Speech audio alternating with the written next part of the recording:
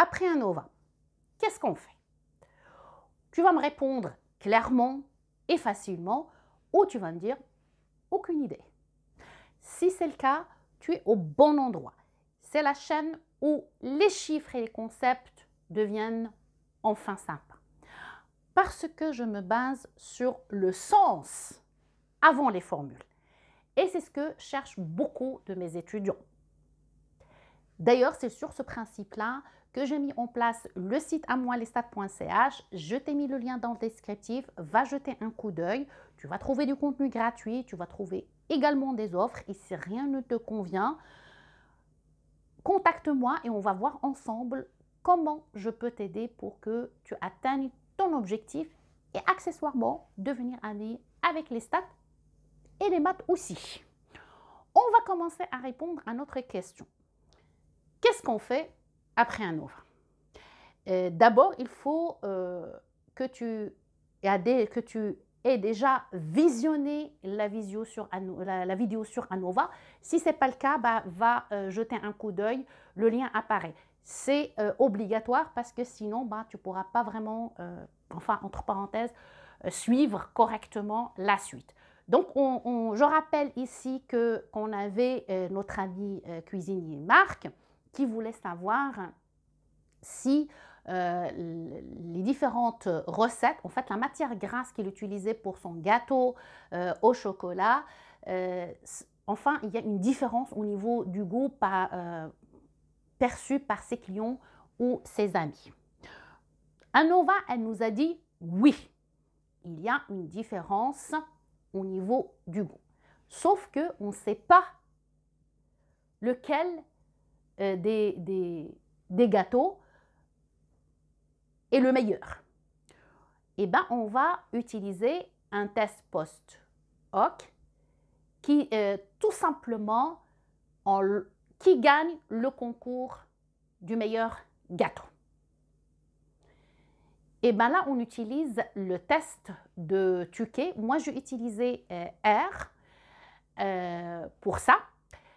Et si je fais juste une petite illustration, on va dire, concrète, c'est comme un tournoi de dégustation. Si on organise un tournoi de dégustation, ANOVA, elle va nous dire qu'il y a un gagnant. Et bien, le test de Tukey, lui, il va nous dire qui a battu qui dans les duels. Donc, ça se passe en lançant le test de Tukey, il va comparer par paire. Donc, par exemple, il va comparer le beurre et la margarine, le beurre et l'huile, et puis l'huile et la margarine. Donc là, tu le vois, enfin, je l'ai tracé avec R. Tu peux utiliser, bien sûr, Excel. Mais ce n'est pas direct comme R comme ça. Donc, dans Excel, ce que tu vas faire, c'est que tu vas calculer en fait l'intervalle de confiance pour chaque paire de moyenne. Et après, tu verras est-ce que l'intervalle de confiance, il va inclure 0 ou pas. S'il inclut 0, ça veut dire qu'il n'y a pas vraiment une différence significative. Si le 0, il est exclu, et bien là, il y a une différence significative. Donc, je reviens à notre sortie pour les... Enfin, c'est des intervalles aussi de confiance qui sont calculés automatiquement. Donc, je n'ai pas eu à le faire moi à la main comme si on va le faire un petit peu avec Excel. Et tu regardes ce que je viens de dire. Si tu regardes le beurre et la margarine, tu vois très bien, c'est le seul qui est vraiment à l'extérieur. Et les autres, plus le 0, il est en plein centre, plus il n'y a pas vraiment de différence. Donc là, tu sais vraiment dans chaque groupe la différence qu'il y a. Donc ici, notre gagnant, il est clair, c'est le beurre qui l'emporte. Donc ça, c'est fait. Ensuite, pour qu'on puisse, en fait, avec confiance, c'est quelle recette est gagnante, donc dans le cas ici, le beurre, il y a encore deux hypothèses qu'il faut vérifier. La première, c'est la normalité. Les goûts des gens sont-ils normaux? Avant de trop s'emballer, hein, on vérifie cette condition-là importante. Les résidus de notre modèle doivent être distribués d'une manière normale.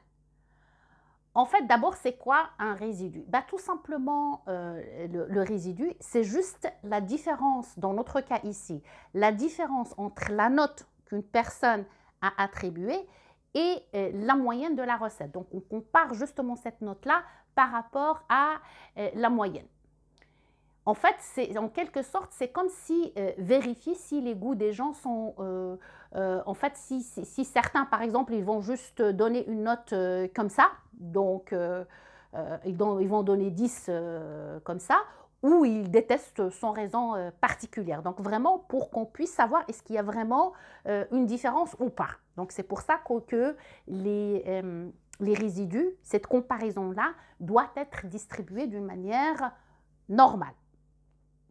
Alors, pour ça, on a deux façons de faire. Soit qu'on va le faire d'une manière graphique, c'est-à-dire on va tracer le coco-plot, comme tu le vois ici, et on va voir visuellement. Donc, si les données, en fait, les observations qu'on a, ce que tu vois en petit rond, là, noir, et la droite. La droite, c'est vraiment ça, c'est l'idéal. Donc, plus les observations, les données sont proches de cette droite-là, plus la distribution des résidus est normale.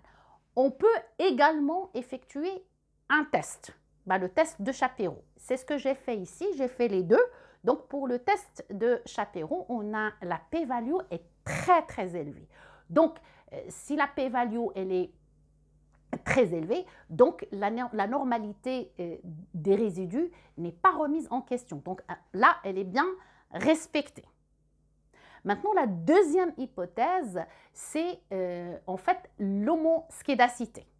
Et c'est quoi l'homoscédacité? Tout simplement, c'est la variance des notes. Est-ce qu'elle est comparable? C'est la deuxième condition qu'elle doit vraiment être vérifiée. Alors, juste avant, j'ai oublié une chose, c'est que si jamais, qu'est-ce qui se passe si jamais on n'a pas... en fait, l'hypothèse, elle n'est pas respectée, c'est-à-dire la normalité, elle n'est pas respectée.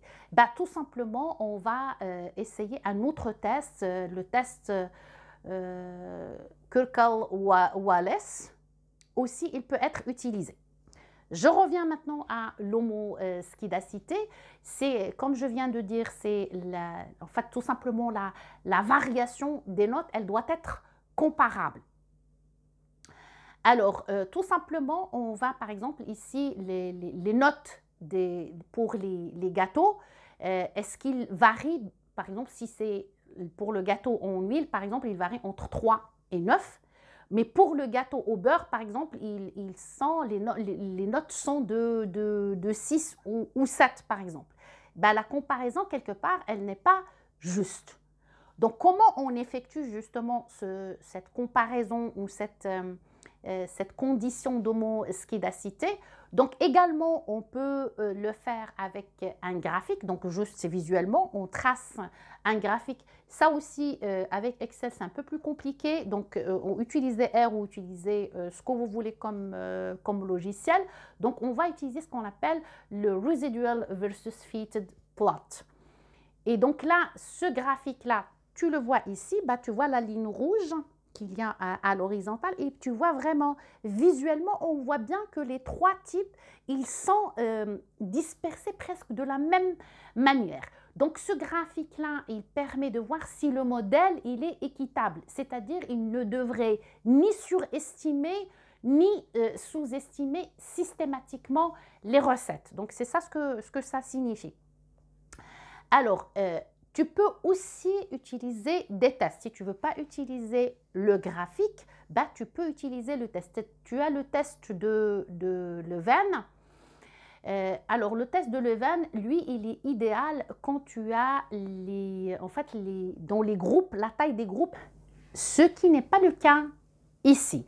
Parce que vraiment, chaque personne, elle a évaluer les 3 gâteaux. Donc, on n'a pas le cas où il y a une différence de taille au niveau des groupes. C'est pour ça que j'ai utilisé plutôt le test de Bartlett qui, tu vois ici, la p-value, elle est très élevée. Ce qui signifie que les variances sont égales et donc du coup, la condition de l'homoscédacité, elle est respectée. Qu'est-ce qu'on fait si jamais cette condition n'est pas respectée? On ne va pas tout rejeter, on va essayer un autre test qui est plus robuste, c'est le test de Welch. Alors, maintenant on fait une petite conclusion ou un résumé si tu veux. Donc là, notre ami Marc sait maintenant qu'il existe une différence entre ces recettes grâce à ANOVA et grâce au test du Tukey, il sait que en fait sa recette qui l'emporte à l'unanimité, c'est le gâteau au beurre. D'ailleurs, c'est très bon, c'est vraiment délicieux. Et comme on a les conditions aussi de la normalité et de l'homoscédacité qui sont validées et respectées, il peut lancer en toute confiance sa production pour sa délicieuse recette du chocolat au beurre. D'ailleurs, c'est ma préférée. Vas-y, Marc. Si jamais, laisse-moi un commentaire si tu as vu la vidéo. Alors, maintenant, il reste quand même à tester si tout ça est bien clair dans la petite tête ou pas, avec un quiz. Comme d'habitude, tu vas mettre la vidéo sur pause, tu écris tes réponses et tu n'oublies pas de mettre ton score. Question 1. Le test de Tukey est lancé après une ANOVA significative. Que cherche-t-on vraiment? Lis les 3 propositions et prends ton temps pour y répondre. Moi, je te donne 3 secondes. 1, 2, 3. Bon, on va voir les 3 cas chacune à vérifier si les données sont normales. Non, ce n'est pas le rôle du test de Tukey. La deuxième proposition a identifié précisément entre quels groupes il existe une différence significative. Eh bien, c'est exactement le test de Tukey. Parce que ANOVA, quand elle est significative, elle nous dit qu'il y a une différence, mais on ne sait pas entre quels groupes. Et c'est le test du Tukey, justement, qui va nous permettre d'identifier précisément les groupes qui sont différents. Et puis la troisième proposition, à mesurer la force de la relation entre les moyennes et le facteur. Non, ce n'est pas le rôle du test de Tukey. Donc, c'est la réponse 2. Question 2. Parmi les graphiques ci-dessous, lequel respecte l'hypothèse d'homoscédacité? Tu as les graphiques et tu regardes attentivement comment ils sont construits. À la limite, tu peux même comparer avec le graphique qu'on a déjà vu. Et ce pour 3 secondes. 1, 2, 3. Et bien, si tu regardes ici, pour ce graphique-là, la dispersion par rapport à cet axe-là, et bien, tu as quasiment une forme ici. Donc, tu vois. Donc, ils ne sont pas dispersés un peu d'une manière homogène. Pareil pour celui-là, le graphique 2, tu as aussi ici une forme presque U comme ça. Donc, tu vois, la dispersion, elle n'est pas tout à fait égale de part et d'autre pour les types. Pour le troisième graphique, c'est pareil. Par rapport à cet axe-là, on n'a pas une dispersion qui est plus ou moins homogène. Donc ici, il n'y a aucun de ces graphiques-là qui respecte l'hypothèse d'homoscédacité. Donc, je te montre ici sur le graphique. Donc, tu vois, quand on a l'homoscédacité ici, elle est respectée, par exemple, par rapport aux notes et aux recettes, bah, tu vois, la répartition, elle est vraiment pareille entre les groupes. Donc, tu vois. Alors qu'ici, si tu regardes, ben non, il y a quand même une forme. Chaque fois que tu peux distinguer une forme un peu, tu vois la différence entre ce graphe-là et les trois graphiques, et ben tu vois que quand même ici, tu vois ici, c'est d'une manière un peu plus homogène, tu vois, alors que les trois ici, ben c'est pas le cas. Donc la réponse est aucun. Question 3. Parmi les affirmations suivantes, laquelle est correcte? À lire attentivement et dégage la bonne réponse. Mais moi, je te donne 3 secondes. 1, 2, 3. Si les résidus ne sont pas parfaitement normaux, l'ANOVA est invalide. Ben non, ce n'est pas tout à fait vrai parce que ça peut arriver qu'ils ne sont pas parfaitement. Donc, il y a des observations qui peuvent être un petit peu décalées par rapport à la droite qui exprime qui sont parfaitement normaux. Donc là, ce n'est pas une affirmation qui est correcte. Si les variances sont différentes entre les groupes, on doit abandonner l'analyse. Ça, c'est pas correct non plus. Donc, si les groupes ne doivent pas complètement abandonner l'analyse. On peut parfois utiliser des alternatives à ANOVA classique si les conditions ne sont pas remplies. Ça, c'est vrai, c'est correct. Donc oui, on peut utiliser des alternatives si vraiment les conditions ne sont pas complètement remplies. Et c'est pour ça qu'on ne doit pas abandonner en fait l'analyse parce que tout simplement que les hypothèses post-ANOVA ne sont pas remplies. Donc il y a toujours des alternatives. Donc la réponse 3. Quatrième et dernière question, donc encore un petit effort et c'est fini. On cherche à déterminer s'il existe une différence significative de perte de poids en fonction du type de boisson à base de thé enrichi de l'une des herbes A, B ou C. Le test de Tukey ci-dessous permet-il de conclure à une différence significative entre les moyennes de perte de poids selon l'herbe ajoutée? Pensez-vous que le test ANOVA est significatif dans ce cas? À toi de jouer et pour 3 secondes. 1, 2, 3. Donc ici, le test, si on regarde un petit peu le test ici de Tukey, on voit la différence entre B et A. Donc là, tu vois l'intervalle ici. Ben, le 0, il est à l'intérieur de cet intervalle-là. Donc, entre B et A, il n'y a pas vraiment une différence significative. Entre C et A, c'est pareil. Donc là, c'est encore, donc tu vois, il y a vraiment plus, le 0, il est vraiment à l'intérieur, plus la différence, elle est pas du tout significative. De toute façon, du moment que tu as le 0 à l'intérieur de l'intervalle, bah, ça veut dire que la différence, elle n'est pas du tout significative. Donc ici, entre C et A, il n'y a pas vraiment de différence. Entre C et B, c'est pareil. Donc, il n'y a aucune différence significative entre les types de thé, en fait. Donc ici, d'une manière générale, mais c'est juste, je voudrais bien quand même préciser quelque chose parce que d'une manière générale, ce test de Tukey, tu ne le pratiques que si vraiment ANOVA, elle est significative. Donc ça ne sert à rien quand le test d'ANOVA n'est pas significatif, ça ne sert à rien de faire ce test-là. Hein. Donc c'est juste une précision, c'est une perte de temps. Parce que de toute façon, il n'y a rien qui se dégage, c'est-à-dire qu'il n'y a aucun groupe qui montre qu'il y a une différence significative, donc on ne va pas faire le test de Tukey. Donc ça, c'est juste une toute petite précision. Alors là, ANOVA dans sa globalité, donc quand tu fais une analyse ANOVA, ça c'est complet maintenant. Pratique pour tes cours et puis si jamais tu as des questions, ben tu sais quoi faire. Moi, je te retrouve la semaine prochaine pour une nouvelle vidéo. Sois au rendez-vous. Merci d'avoir suivi cette vidéo. Si elle t'a plu, manifeste-le par un pouce, c'est statistiquement significatif.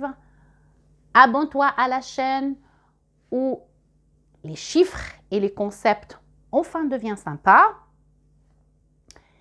Et pour ne rien manquer, on se retrouve la semaine prochaine pour une nouvelle vidéo qui va te faire avancer, voire te faire aimer les chiffres.